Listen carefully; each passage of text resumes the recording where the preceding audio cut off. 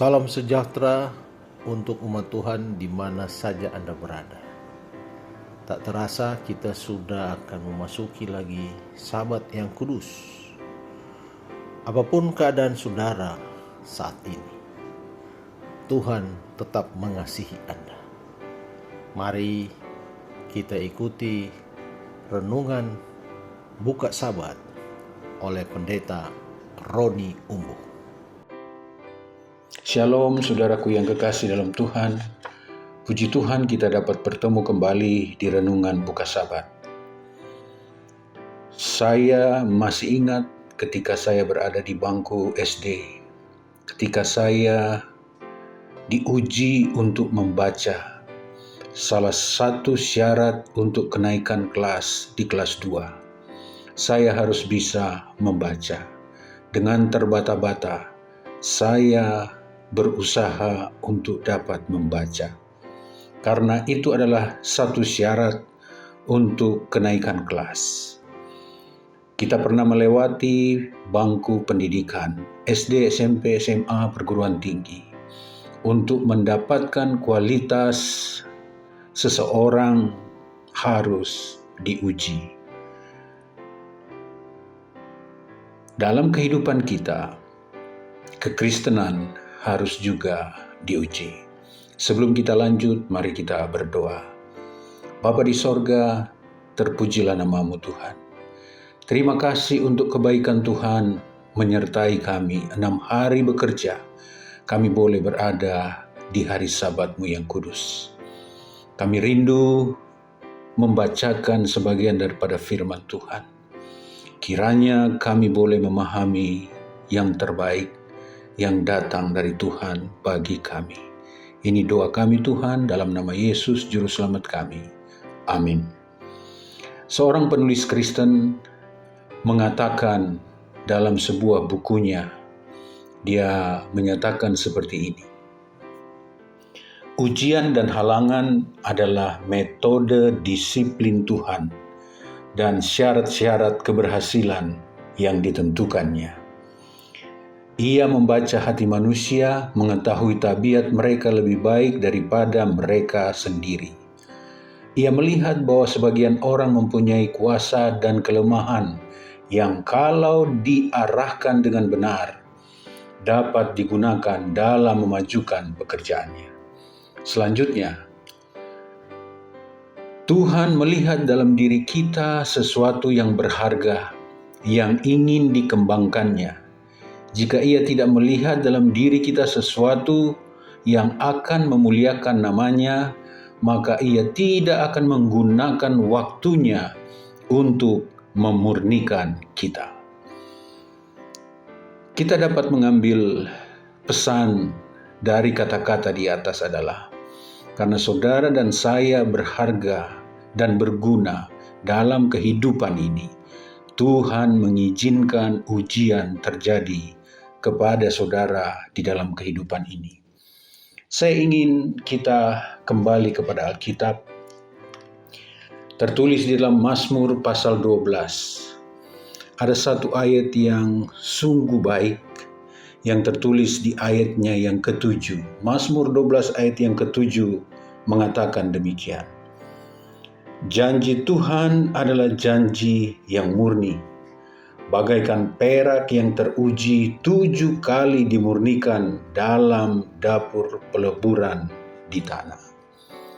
Konteks ayat ini ketika kita melihat beberapa ayat di atas, kita akan melihat pertama-tama mungkin adalah judul perikopnya di Mazmur 12 adalah doa minta tolong terhadap orang yang curang. Di dalam ayat yang kedua dikatakan begini, tolonglah kiranya Tuhan, sebab orang saleh telah habis, telah lenyap, orang-orang yang setia dari antara anak-anak manusia. Karena apa? Ayat 3. Karena atau mereka berkata dusta, yang seorang kepada yang lain. Mereka berkata dengan bibir yang manis dan dari hati yang bercabang. Ayat yang keempat, biarlah Tuhan mengerat segala bibir yang manis dan setiap lidah yang bercakap besar. Dari mereka yang berkata, dengan lidah kami menang, bibir kami menyokong kami. Siapakah Tuhan atas kami?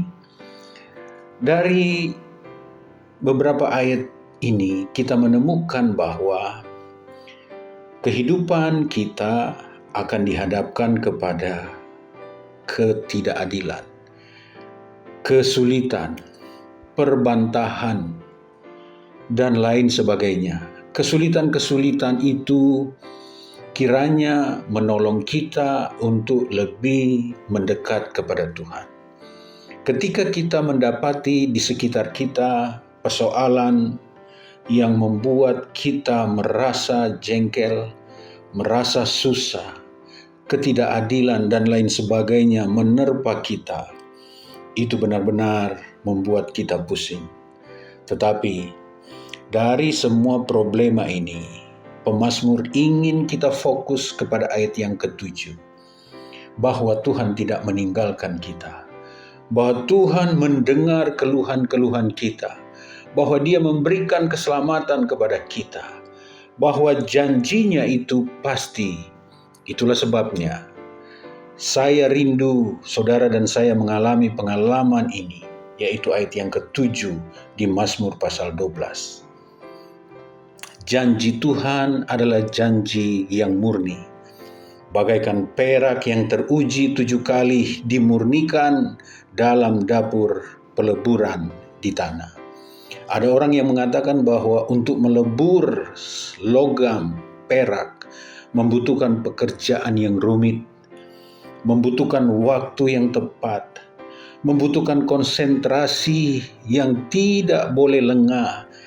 Kalau waktunya peleburan itu lewat, hasil dari peleburan untuk mendapatkan perak yang benar-benar teruji, benar-benar baik, itu akan cacat kalau waktunya berlebihan.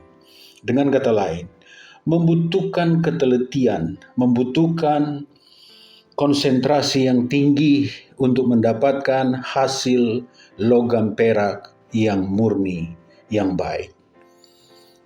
Demikian juga janji Tuhan bagi kita, bahwa Tuhan tidak pernah meninggalkan orang-orang yang setia kepadanya. Sekalipun kita menghadapi kesulitan, melewati pelbagai kehidupan, persoalan, ketidakbaikan, pengaruh-pengaruh yang buruk dan lain sebagainya, mari kita datang kepada Tuhan, bahwa janjinya sungguh indah. Janjinya, penyertaannya, dan jawaban doa kita sungguh luar biasa. Kedua, sekalipun kita dihadapkan kepada ujian, biarlah itu terjadi kepada kita, karena Tuhan ingin memiliki anak-anak Tuhan yang memiliki karakter yang bertumbuh menyerupai karakter Tuhan. Ketika Tuhan izinkan ujian itu terjadi dalam kehidupan kita, ini adalah metode Tuhan untuk mendekatkan kita kepada Tuhan. Ketika kita menghadapi kelemahan kita, ketidaksabaran kita, kita harus diuji terus-menerus hubungan dengan ketidaksabaran kita. Ketika kita tidak mampu dengan kekuatan kita mengalahkan ketidaksabaran kita, Tuhan berjanji menolong kita supaya kita sabar. Satu-satunya pertolongan kita adalah datang dari Tuhan. Kiranya Tuhan memberkati kita. Kiranya janji penyertaan Tuhan, janji berkat Tuhan menjadi bagian kita ketika kita memasuki Sabat yang kudus. Mari kita berdoa. Tuhan Bapa di sorga, terima kasih untuk janji-Mu yang indah. Tuhan berjanji kepada kita sekalian bahwa Dia menjawab semua doa kita. Janjinya begitu murni, bagaikan perak yang teruji 7 kali dimurnikan di dalam dapur peleburan di tanah.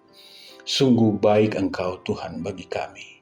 Sungguh ajaib Engkau bagi kami.